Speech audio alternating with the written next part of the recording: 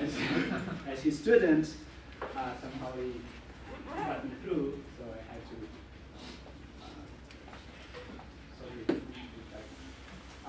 But aside from that, he has many contributions to numerical analysis, functional approximation, solution of PDEs and embedded problems. Also, I like using three components, 95% evaluating. So one is conformal math, and the other one is learning MATLAB, which is like as a first book on MATLAB.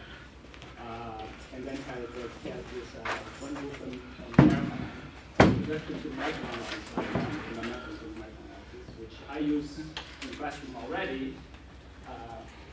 And I'm hoping it will come out soon as it has many contributions to software as well, for conformal mapping, also Chapman project, and many other bits and pieces that you can use in MATLAB. So today we're gonna learn a bit more about Chapman. Thank you. This is my first visit to ASU, and we've had a very cold, dark spring in Newark. It's nice to get a little preview on what summer might feel like, and then leave again before summer actually arrives in Arizona. Let me start with this thing not working. Let me start with, we can find it. So, this little book here, I don't know how well it's known. It comes with a set on finding lectures of physics, on physics. It's an interesting book because it's sort of a problem-solving manual that he wrote for students, but it's an interesting insight into the way Feynman approached problems, and thought about problems, and solved problems. I'm going to read a quote from his book that he wrote in the middle of an example that he was doing for a derivation. He said, "Most people immediately try to put a problem in mathematical form and differentiate it because they don't have enough experience with arithmetic to appreciate the tremendous power and ease of doing calculations with numbers instead of letters." Okay? So again, let me just finish. They don't have enough experience with arithmetic to appreciate the tremendous power and ease of doing calculations with numbers instead of letters. And so in a way, that's what this talk is really about, is the tremendous power and ease of doing calculations with numbers. Let me go back to Isaac Newton, okay? If there are any true students of the history of mathematics, I apologize in advance because I am not an expert on the history of math. What I'm telling you is drawn from this book by Boyer and Wurzbach, but in many ways the book is often written as though you already know what they're talking about, so I'm not sure I'm going to get this exactly right. But one of the landmark contributions that Newton made before calculus became mainstream was the binomial theory. And this was the exciting result that he published. And so according to Boyer and Wurzbach, here's kind of how he got to that series.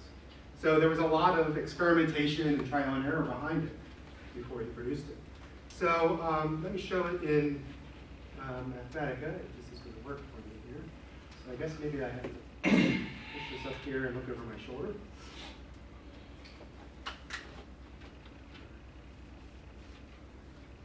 So it had been shown how to find the area, so we would call it an integral now, but how to find the area under the curve of the integram 1 minus x squared to an integer power. Okay, so of course it's easy enough to do that. It's a polynomial, so you can imagine it. It's not too hard to find an area using classical methods, let's say, from Euclid's geometry. So obviously, in the case where the exponent is 1, it's really easy. And then you integrate that with respect to x. Right, and this is what you get for the area. So just note that for now we have 1 here and 1 over 3 here. Okay. And now let me copy this. And we'll do it for the second power.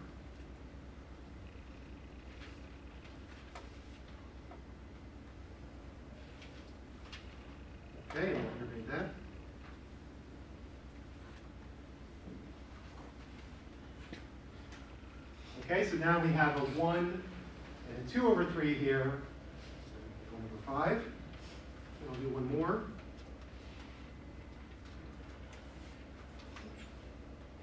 Okay. So I'll do the cube. And integrate that. So again, there was a formula known for doing this integral for these different integer powers here. And so now it's 1 here, 3 over 3, right? So when the exponent was 1, it was 1 over 3 in front of the x cubed. With the exponent 2, it's 2 over 3, right? With the exponent 3 here, it's 3 over 3 here. And so Newton said, well, maybe there's a pattern there. And maybe if the exponent's 1/2, it should be 1/2 over 3, right? And of course, that's 1/2 over 3 in the integral. So that must mean in the original, it's just 1/2. Right? So the first term in the series ought to be a 1. Then it should be 1/2 x squared here, right? Minus a half x squared here. And then, looking at the patterns in the other exponents, you can kind of deduce what ought to be happening. So apparently, my understanding is that's how he started writing out this series. Now, if you contrast that to the way we teach calculus now, so at Delaware, we use Stewart's calculus, okay? The industry of calculus, right? And you look over the chapters and what the topics are in those chapters, and you do all kinds of things, including integrals, the fundamental theorem of calculus, integrals, all those things well before you ever talk about power series, right? So I can't imagine what Newton would think of Stewart calculus today. But it's certainly not emphasized that you start from a power series understanding, and when we do talk about power series, it tends to be in terms of the formal requirements of convergence, as opposed to their usefulness in doing any kind of calculations. All right, so here's 3 simple problems. And it's a true story, so I was doing this, I was editing this talk when my 9-year-old son was sitting next to me. So he was curious about what I was doing. And I said, well, I'm going to give this talk in Phoenix, and I'm going to ask them, how do you find the areas of these 3 regions? And it's good timing for him because he's just done a unit on geometry for school. And I asked him, which do you think is the hardest of these to do? And he wasn't sure, but he thought this one was probably the easiest because he said it was a triangle. And it took me a little bit of pointing out to him that there's a little bit of curvature here, right? But certainly, if you look at these 3, you would think they're the same problem, right? These are all equally difficult problems, finding these 3 areas.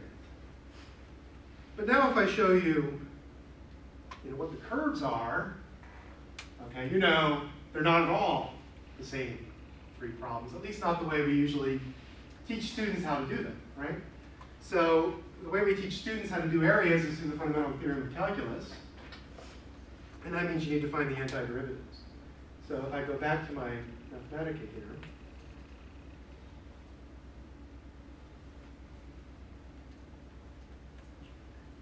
right, so here's the 3 integrands. E to the x minus 1, sine of e to the x minus 1, and e to the sine x, all minus 1. And here again are those 3 areas on the same graph now. Okay? So if I try to do these integrals by antiderivatives, right? The first one, the integral of e to the x minus 1, is in fact as easy as we think it should be. Okay? We get an answer that nobody would argue that this is a bad answer. That's a great answer. If we look at the second one, remember the second one was sine of e to the x minus 1. Okay? We do get an answer. I don't know if that's a great answer or not. Okay? If you happen to know a lot about sine intervals and cosine intervals, it's a pretty good answer. If you don't, then you've got some more research to do, right? But it is an answer. Okay? So you could argue that's a reasonable answer.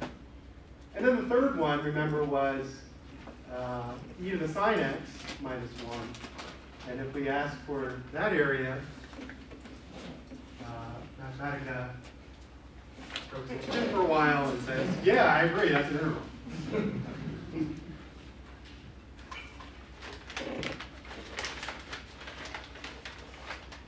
So, it doesn't seem like they should be so different. If you focus on the pictures instead of the formulas, there's nothing that makes that third one a lot harder than the others. So one way we could resolve that is to go back to Isaac, Sir Isaac. He could point out that we have these series expansions available. So maybe we should try doing it in series.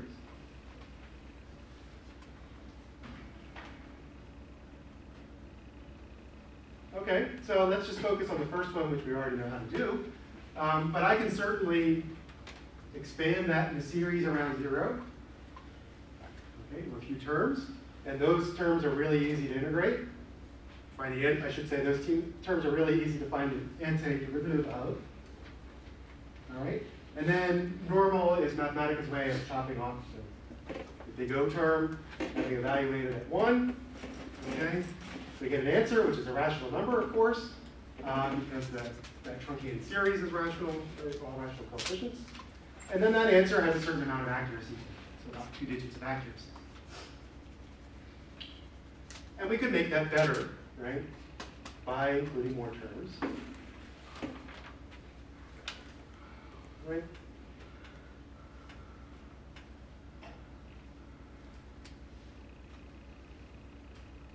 So it got a little better. But if I go back to the case where this was 3, because it makes it easier to see, right? The trouble with using series this way, it's easy to see from the graph. If we just look at that truncated series with 3 terms in it, right? The agreement is very good at the expansion point for the series, but the 2 diverge. And I could exaggerate this and make this difference as large as I like, really. But the point is that if I'm doing an integral, which is an area under this curve, right? I basically have excess accuracy over here that I'm not really using. And then I have a loss of accuracy over here that I can't recover. So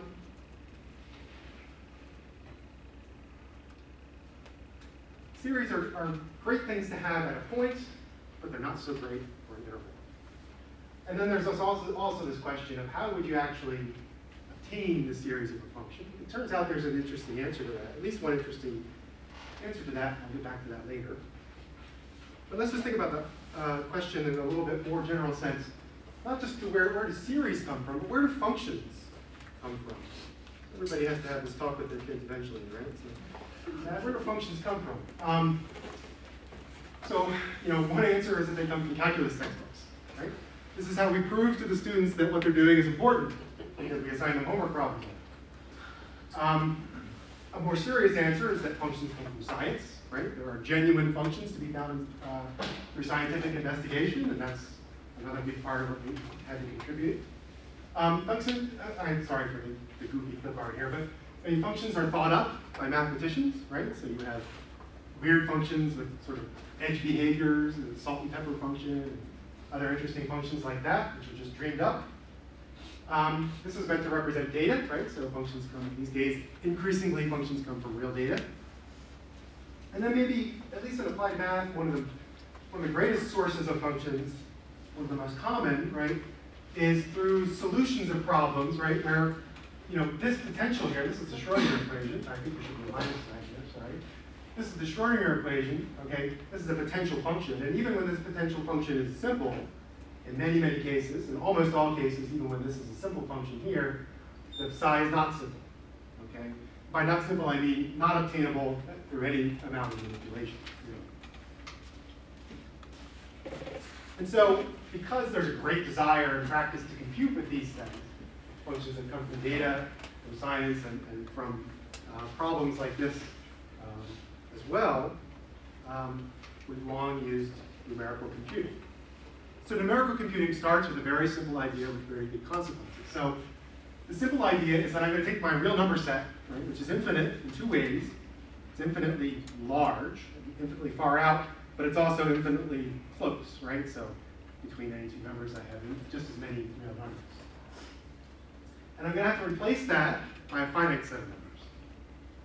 And all the results, so all the data for my problem and all the results of operations are rounded into that set. Okay, so that sounds pretty simple. But it has some big consequences. So for example, we lose little things like the associative law of addition. Okay? So the only thing that's different about x and y is the order of operations in the addition, right? And yet they are not the same number. And that's strictly a consequence, a necessary consequence of restricting numbers to a finite set. So that's kind of a big deal. I mean, we like the associative law. We don't want to lose it. You might think that the right response then is to say, I have a new kind of addition. It has different mathematical properties and structures that I need to explore. And there are times when you need to get to that level of detail, like if you're designing a floating point unit, right? Or if you're writing an elementary functions library, you might have to get down to that level. But most of the time, almost all the time, that is not the right level to get to. So when faced with the fact that we've lost this associativity, we can say, well, the difference is pretty small. Compared to any data that we usually know, 16 digits is pretty small. And so maybe the right way to think about it, and in fact, most of the time the right way to think about it in practice, is that everything is perturbed a little bit. So the data to our problem is perturbed, and then the operations themselves are perturbed. And that leads to the two most important ideas in numerical analysis, which are conditioning and stability. So what we're saying here is that the errors, these perturbations that we make are small. As long as they don't grow, we should be okay. So simple accumulation from doing a lot of operations, there's a random walk effect, and so it's going to take a lot of operations before this becomes a number large enough to worry about. So the only thing we have to worry about is the systematic growth of error, systematic growth of perturbations.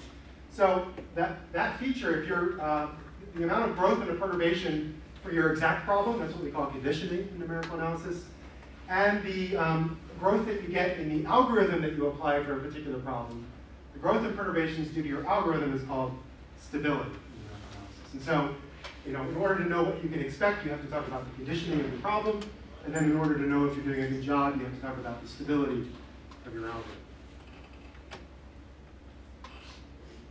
Okay, so we have a way of doing the area problem, right, numerically. So one of the nice things, one of the very nice ways of representing a function numerically is to just use some of its values. So every function has values, right? And presuming that we have access to those values, which seems like a reasonable assumption, we can construct sort of a model function for it. Here I've taken a piecewise linear interpolant of the numerical values. And then we can find the area of that model function, right? So this is what we call the trapezoid rule. It's pretty good. Not only does it give you answers to a certain amount of accuracy, it's pretty easy to see that it's stable, right? If I change one of these function values by a small amount, you could pretty easily bound the error, the change in the error as well, right? And so, there's the only effect of changing this value is on this piece and on this piece, and the change is proportional to the amount of the change in the height here, and so really the whole thing is very stable.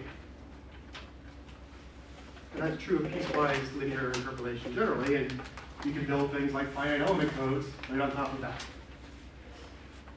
But there's another answer, the one that I want to talk about more today, which is polynomial interpolation. And by this I mean a global polynomial. So if I have 5 numerical values, then I can have 5 degrees of freedom, so I can have a quartic polynomial that fits through.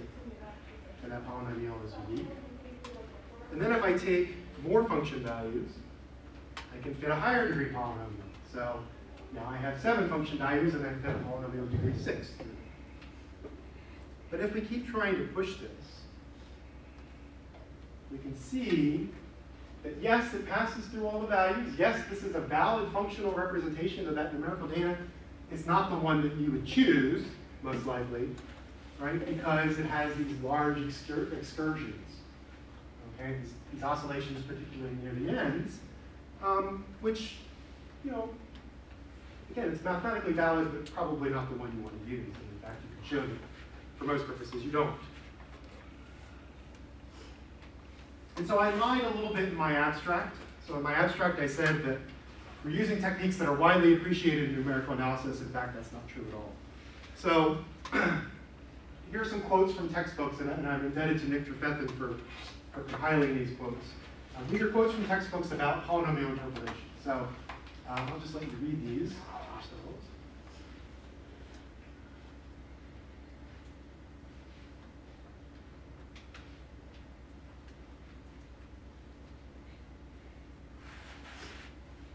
Okay, you see the technical mathematical term wiggles.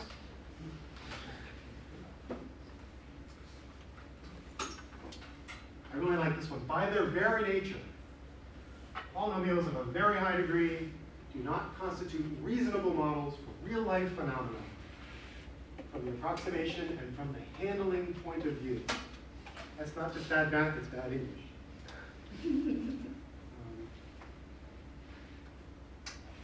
Polynomial interpolation is a bad idea. At least it's stated so. All those conclusions are true when you think just about the picture that I showed you. But there's another picture. So here's a quick plug for Nick Trefethen's book, Approximation Theory and Approximation Practice, available at SciEM, that discusses these issues in great detail. So here's, again, it's going to be, I'm generating the numerical values from the same underlying function in both cases. Okay, so here's 5 numerical values with a degree 4 polynomial fitted through them. And now there's degree 6 and degree 8. Okay? And now you see there are no oscillations near the endpoints. And that's because the only difference is that I'm no longer distributing the points equally spaced from left to right. In fact, they're more crowded at the endpoints, and they're crowded in a particular way. So what I'm really showing you is Chebyshev polynomial interpolation. Now, Chebyshev polynomial interpolation is not the only way to fix the interpolation problem. Another very famous one is Legendre interpolation. They're quite similar, but to try to convince you that Chebyshev polynomial interpolation is maybe in a sense better. Okay, it is in a sense better if you think about the complex plane. So think about an interval where I want to approximate a function. Let's say it goes from -1 to 1. Okay, and this is the variable I call x. Okay, over here I have the complex plane and the variable z, and I don't have circles anymore. This is actually a circle. I seem to have lost that. In the correct metric, it's a circle. And these two variables, if we link them through this transformation, okay, this is known as the Joukowsky transformation of complex variables. Okay, or if you think about z as being e to the I theta on the unit circle, it's really just cosine of theta. Okay, so we have 3 variables that are equivalent x, z, and theta related through these things. Well, if you think about series, okay, this happens to be on the Laurent series, so it's a Taylor series in z and a Taylor series in z inverse, okay, for data that's given on this circle. Then with the exact same coefficients a sub n, okay, that is a Chebyshev polynomial interpolant. So in fact, this creature here, z to the n plus z to the minus n over 2, is exactly a polynomial of degree n in the variable x. That's not obvious, but it's easy to show. And what that means is that there's this direct connection between the coefficients here and the coefficients here. They're the same, and so we can think about Chebyshev polynomial interpolation on the line, or we can think about ordinary interpolation in z and z inverse on the unit disk of the complex plane. And that connection has computational ramifications as well. Okay. So before, what I was showing you with those points is I had 5 points that were actually equally spaced in theta. There's 7 points equally spaced in theta. And if you think about just cosine theta, if x is cosine theta, that's just the real part of these, right? So just take these and project them down to the real line, and you get these points over here. And so that's what creates that natural crowding at the edges. Okay, so again, they're crowded in a particular way at the endpoints. So here's a slide that tries to condense a whole bunch of theory that I don't have time to go into in detail, but you know, there is some optimal polynomial approximation of degree n, let's say. So given a function f in the infinity norm, which is just the maximum of the difference, there's some polynomial of degree n which does the best job of all polynomials of that degree. We'd like to get our hands on that, but in general it's very hard. But what we can do, if we knew the Chebyshev series, okay, if we knew an expression for f as an expansion of Chebyshev polynomials, we could project that down by replacing the infinity with a capital N. Okay, so this f sub n represents a projection of the full series to the finite degree. But we don't usually know that either for a given function. What we know are values. So we have values at the Chebyshev nodes from x0 to xn. If we are given those values, we can interpolate to find a polynomial interpolate instead. And instead of a projection, what we get is aliasing. So if you're an expert in Fourier analysis, you know that just means that there are the higher frequencies, the frequencies that go beyond n, you don't get exactly right because they look like lower frequencies. That's true here. So the higher degree terms in this series fool you and look like lower degree polynomials on this restricted grid. But nevertheless, these coefficients C are pretty close to these coefficients A. And furthermore, because of the connection to the complex plane, this interpolation process is really an interpolation process on the unit circle, and therefore we can do it all by Fourier transforms. And we have fast methods for doing that. So the complex connection also tells us about convergence rates. So again, we're in the z-plane here, the x over here. If I want to talk about the quality of an approximation on this circle, the rate at which this a finite truncation of the series converges is governed by the closest singularity in the complex plane. Everything is rotationally symmetric, so the only thing that can matter is the magnitude of the complex singularity here relative to the unit disk. Well, after this transformation, this circle becomes an ellipse. Okay, we call these Bernstein ellipses. And the convergence on the interval of the Chebyshev approximation is governed by which ellipse this closest singularity lives on. And so you get theoretical results that look like this.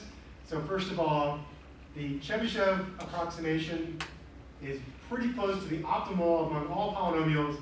It differs only by this really tiny factor, which grows extremely slowly with n. So this is, to all intents and purposes, this is never worth worrying about. The Chebyshev is just as good as the optimal.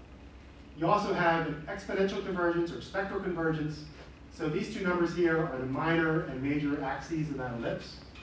Okay, so by raising that to a power, we get geometric convergence or exponential or spectral convergence of the polynomial interpolant to the underlying function f. And then this is called the barycentric formula. It's a fast formula or a fast algorithm for actually evaluating this polynomial approximation. So the interpolating polynomial is given by this formula, which depends only on the data, okay, and these Chebyshev points, which are known. So you can evaluate this in order capital N time, and they kind of have shown that it's a numerically stable process. So you put all these ingredients together, and you get ChebFun. So you can Google ChebFun, or you can look at chebfun.org. This is Nick Trefethen, who founded the project, and it's still sort of a senior advisor to it. This is Nick Hale, who's formerly the project director. They're both at Oxford. So let me show how ChebFun works a little bit. Oops, I'm not seeing that.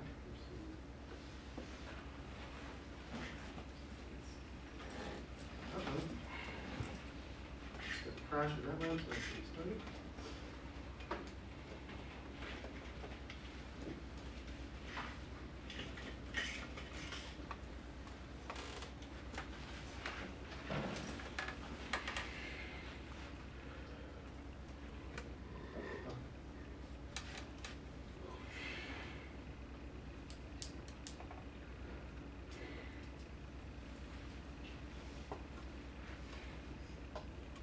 So let's take that, one of those integrands. So we're going to create a ChebFun. This @ sign is just MATLAB's standard way of specifying a function. So I have a function of x, which is e to the x minus 1.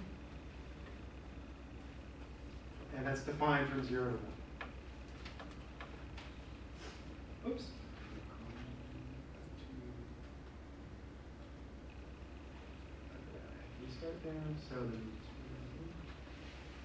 Okay, so I get something called a ChebFun with a length of 13.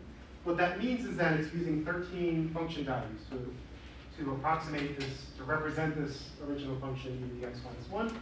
So a polynomial of degree 12. we can actually find the coefficients of that polynomial and plot them.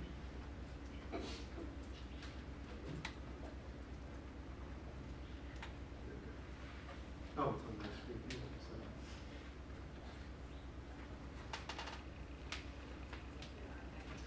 And so you see this, so exponential convergence, this is a linear scale and a log scale. So exponential convergence would actually be represented by a straight line. This is in fact steeper than any straight line because the exponential function has no singularities in the complex plane. So it actually ends up being faster than exponential convergence. What we're looking at here is the magnitude of the coefficient Cn, which multiplies the Chebyshev polynomial Tn. So by the time we get to degree 12, the magnitude of that coefficient is about 10 to the minus 16 compared to the original function itself, and that's as much as we can get out of double precision arithmetic. So up to 16 digits of precision, this f that I've created here, this polynomial interpolate, is just as good a representative as the original function. So I can, now that it's a polynomial, I can do anything I like to it, including integrate. Okay, and all I have to do now is integrate a polynomial, which is easy. And that answer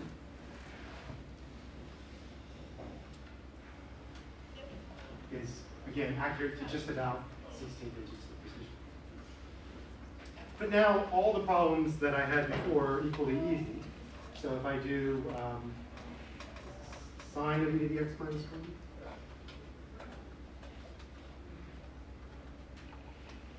okay, that's it's a slightly longer polynomial degree 20 instead. Okay, but in terms of computer effort, you know, integrating a polynomial of degree 20 is a piece of cake, so I can integrate that. Okay. And the third, e to the sine x minus 1.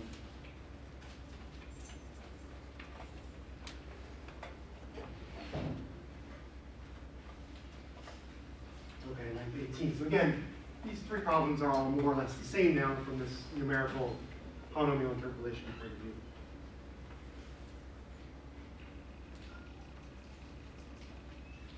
So, as a way of showing you some of the things that Chebyshev can do, I thought it would be fun to pull a problem out of Stewart. Okay, so I don't know if you guys use Stewart here, but when I give this talk in places that do, I always hear chuckles about this problem because it's recognized. So, the idea is you have a bird that's on this island and its nest is back here on the shore of this lake.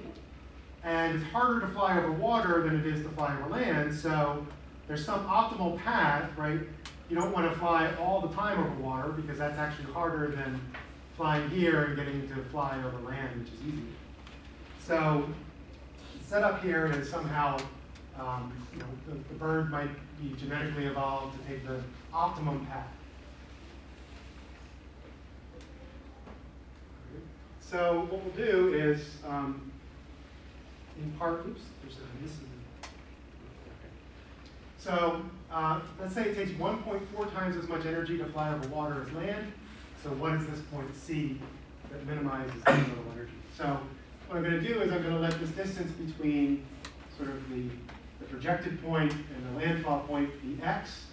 X has to lie between 0 and 13. So if I do this in Chebyshev,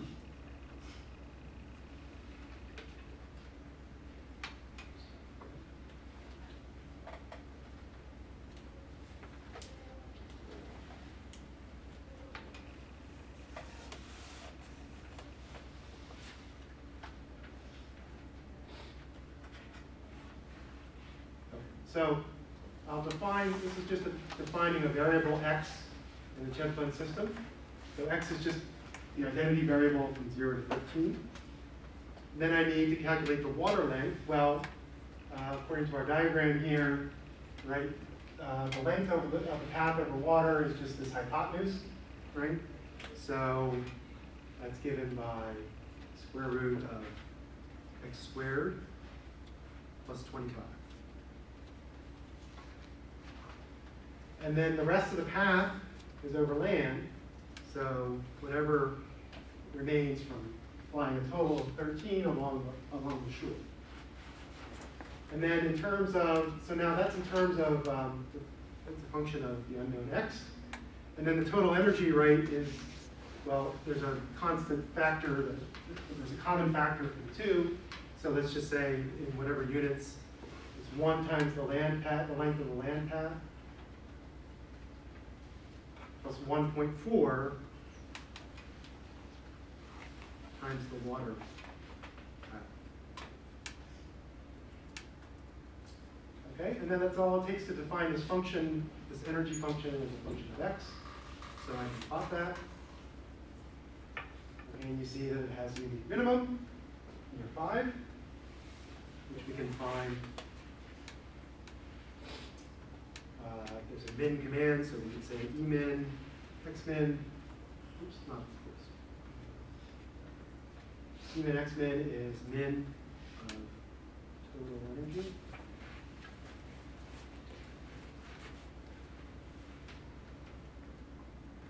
Okay, and it came up with the minimum energy as being about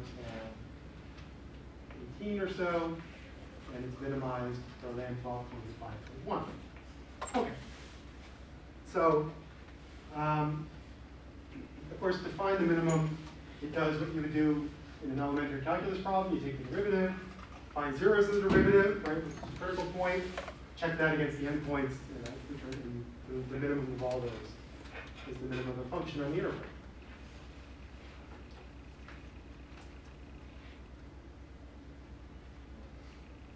Okay, I'm going to skip these, but now they're saying let's let that water to land ratio be a variable or parameter.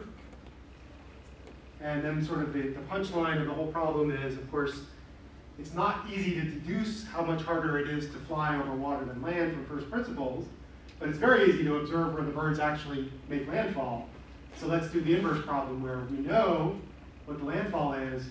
So what would be the corresponding water to land energy ratio for which that point is a minimum? Okay, so in order to do that, what we need to do is to let water to land be a parameter.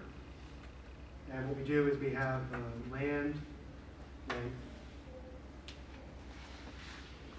plus the water to land ratio times the water weight. Right, so what I have now is a function that returns a Cheb fund for any value of the water to land ratio.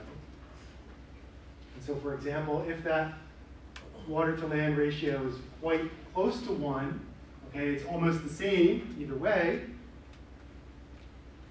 okay, then the best you can do is you just fly straight to the next and not make a landfall at all because it's pretty cheap to fly over the water.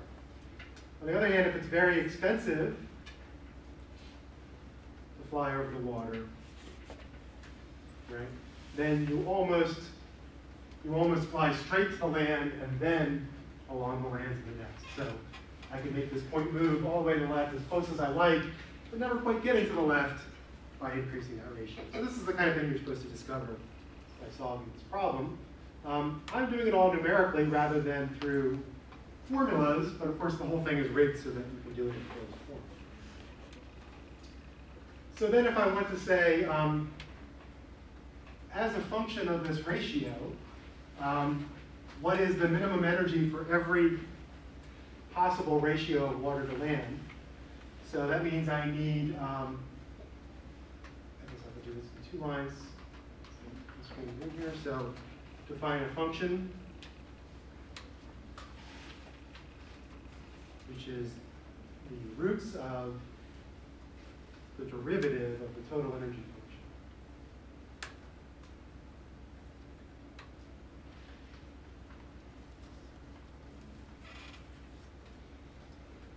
Okay, so given a water to land ratio, I have an energy function.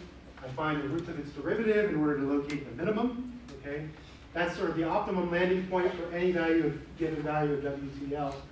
And then I create a Cheb fund out of that. So what I have, oops, there's a window I speak.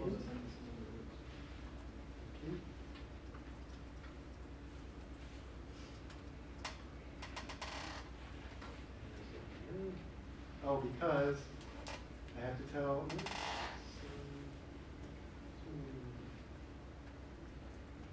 me just see, F of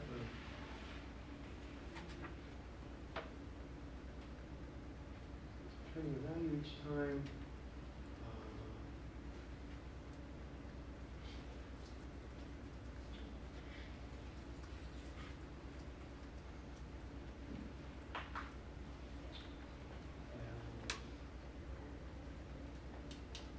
Oh, you know what?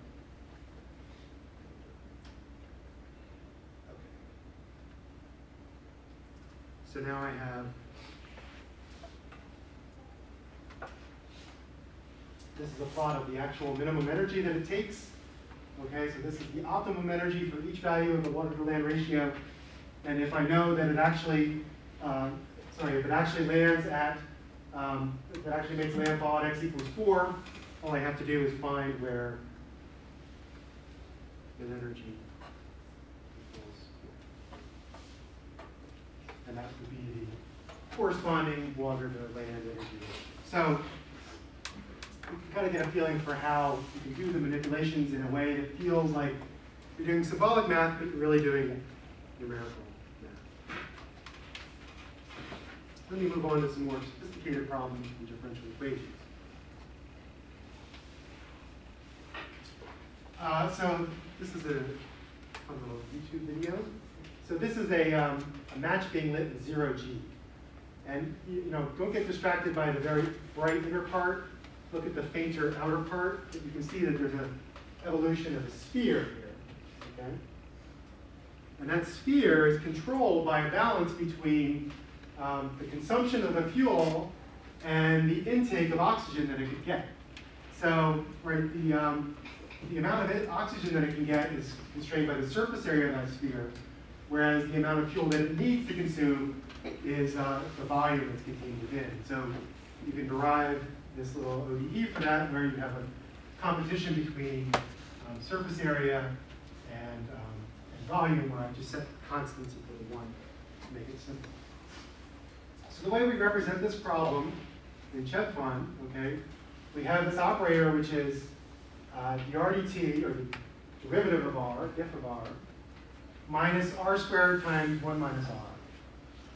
Okay, and I'm going to say that that function should equal 0 when I have the solution, and this defines the domain of the independent variable t from 0 to 20.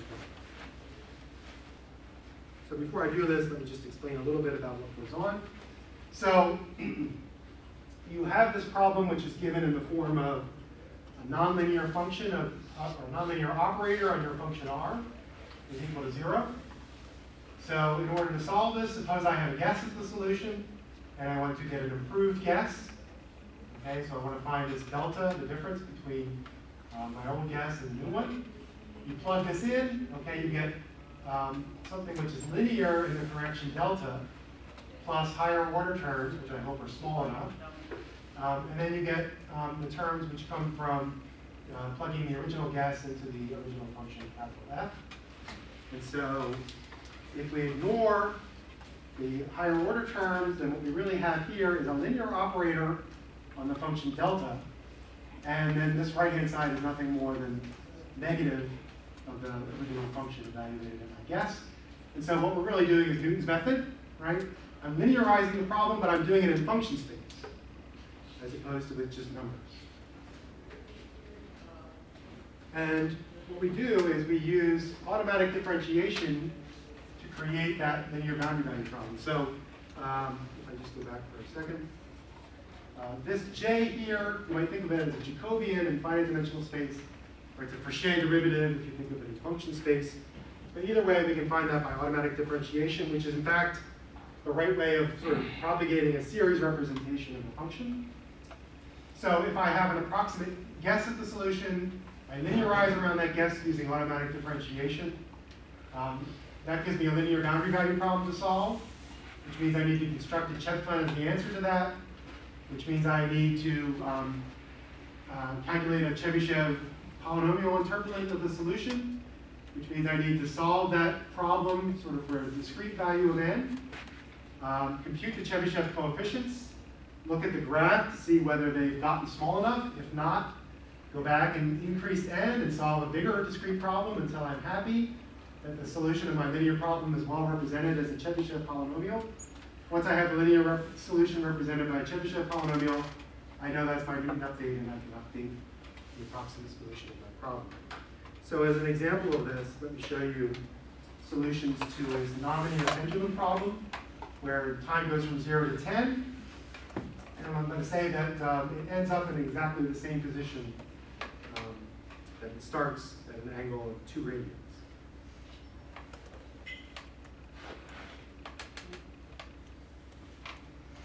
So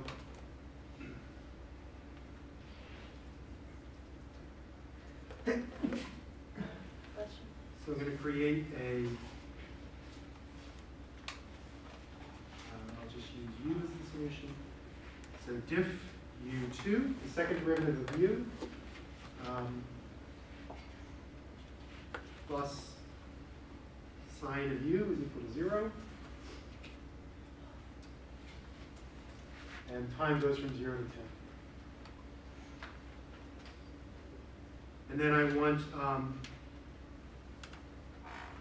at the left end, at t equals 0, I want u to equal 2. Sorry, I need to say, give me the function where u is equal to, so u minus 2 is equal to 0. And at the right end also, I want the value of u equal to 2. And then to solve this thing, okay, so in MATLAB, backslash is useful for solving f times u is equal to 0. So this is a nonlinear operator f, but we've adopted the backslash anyway. Right? This means solve the problem f of u is equal to 0. The solution is some polynomial of degree 40.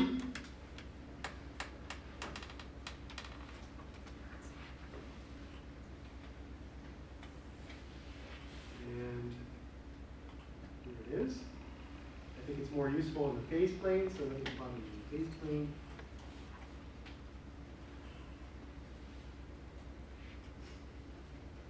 And then we can actually animate it, so you can kind of see what's going on.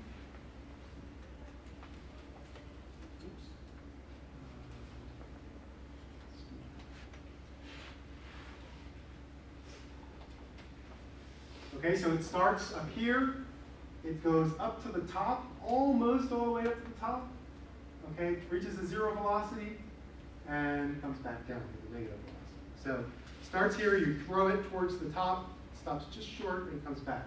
So, right, if I look at the maximum value of that solution, of that angle, it's not quite pi. It's not quite getting up to the top, because if it got to the top and sat there, it would stay there forever, mathematically.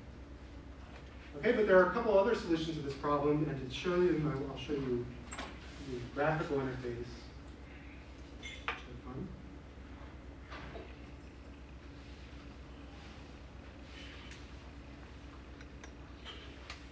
This happens to be a CAN demo. So in the graphical interface, you can specify a problem with a fairly natural syntax. So here's your operator, and here are your 2 boundary conditions. And because it's a Newton iteration, it's dependent on the initial guess. So we plugged in an initial guess to get a particular result. And what you'll be seeing here is, on this side, you're seeing the Newton updates. Remember, these are solutions of linear problems. And if you watch the scale here, it's getting smaller and smaller in a quadratic way. Here's the norm of the Newton updates. So it's a quadratically convergent algorithm. Oh, you're seeing the norms here as well numerically. Here's the actual solution we get. And I can export that to the workspace. And then we can do the same plot of it.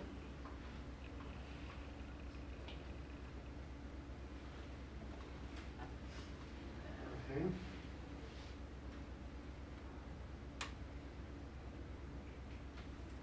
So in this case, it goes down through the bottom, right? Comes back up and crosses over the top again. Okay, so it goes around and over and back. And there's a third solution.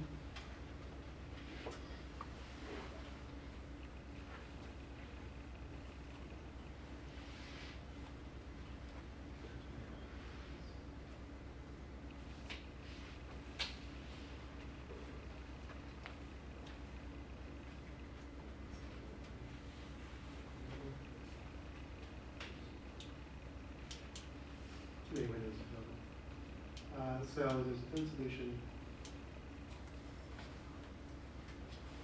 Oops, I got that one because I didn't export it yet.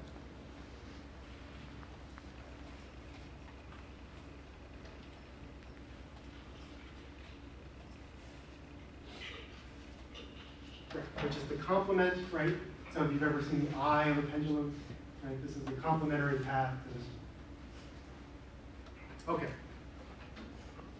Those are the only solutions I'm aware of to that particular configuration. We can also solve not just boundary value problems, but eigenvalue problems. So this is Schrodinger's equation again. So here, given a potential function u, there's a discrete set of eigenvalues E, or energies, in which this problem has non-trivial solutions. So here's a simple parabolic potential function, like you might see in a physics textbook. So we can solve that.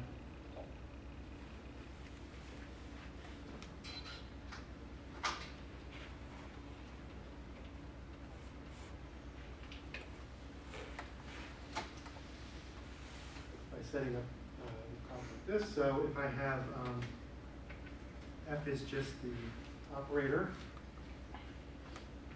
on psi of diff psi 2, so there's a minus 0, 1 in front of that, plus u, which I haven't defined yet, so I'll have to do this. Okay, and that's from minus 8 to 8. And I'm going to define potential function to be parabolic, so x squared over 16. So now I define this operator, and I'm just going to say that the wave function has to be 0 at both ends. And then I solve for the eigenfunctions and the energies using eigs. So let's define eigenvalues of this operator f. I'll find 20 of them, those closest to 0.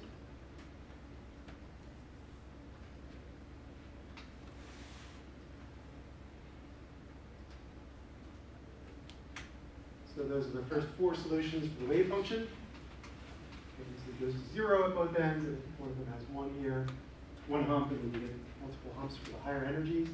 Or if you want to know what the energies are, they're on the diagonal of this matrix E. Okay, so those are the energies for the quadratic potential. But we can also do a more complicated potential, okay, which is piecewise. I'm going to cheat by copying it from my notes here. Won't let me. So I'll have to put them in, but that's fine.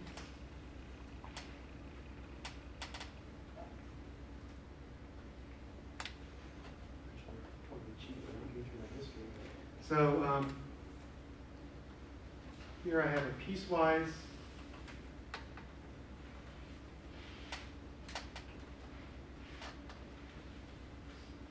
potential function.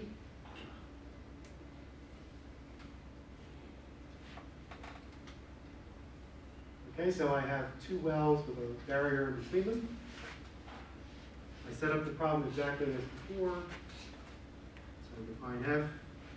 The boundary conditions, and then I compute the eigenvalues, eigenfunctions. So if I plot the first 4 of these, okay, you can kind of see how, they tend to be confined on one side or the other. There's a little bit of leakage into the barrier, okay, but it exponentially decays when it gets into the barrier. But as the energies get high enough, right, then you can get tunneling from one to the other, one side to the other.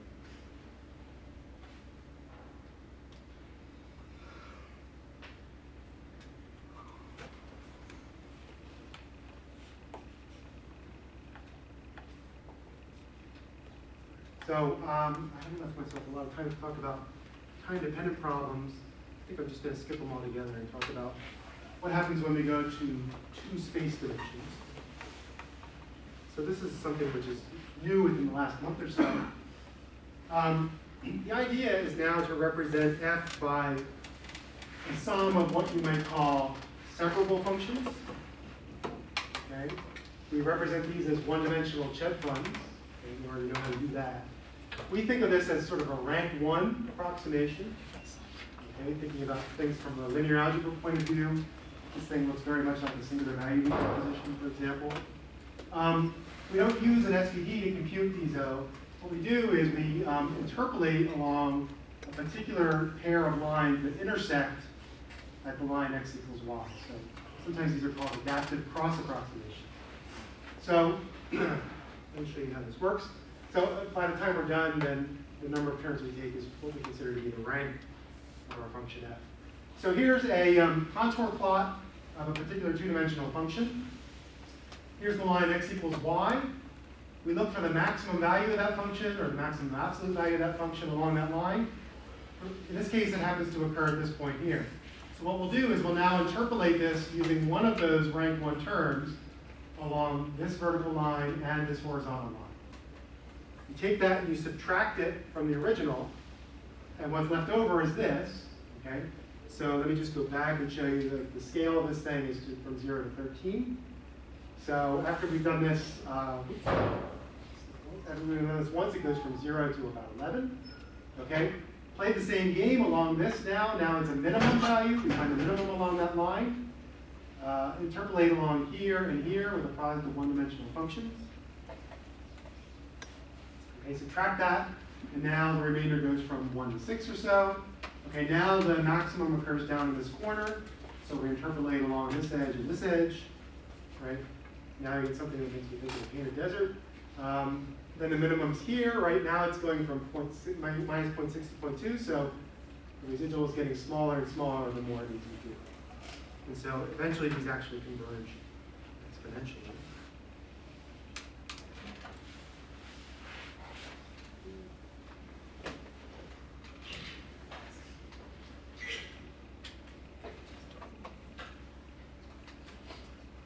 So let's see, I guess I don't show much. Let me just let me go back to this guy and just point out how we'd like to have a phase book for this guy maybe. So I could represent this as a Cheb fund. Okay, this is a two-dimensional Cheb fund vector. Okay, which is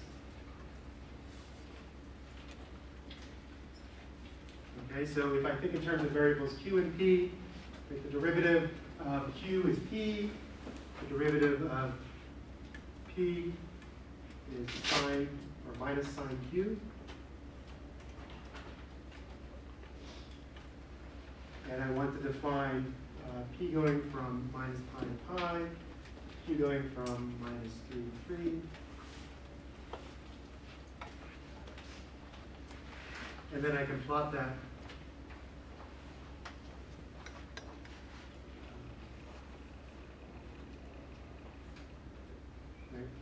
and here is a kind of fixed, so maybe it doesn't show up so well, but you can see how they represent that vector field. So we can now represent things in 2 dimensions, not just in 1 dimension, including scalar and vector problems. So I just want to acknowledge Nick Trefethen and Nick Hale, Oscar Berkeson, who worked with me a lot on the automatic differentiation and all the Cheb-op stuff. Alex Townsend, who's done the 2-dimensional stuff, the Cheb-2 stuff. Funding agencies. Let me just close by saying, if you think symbolically, and act numerically. Thank you.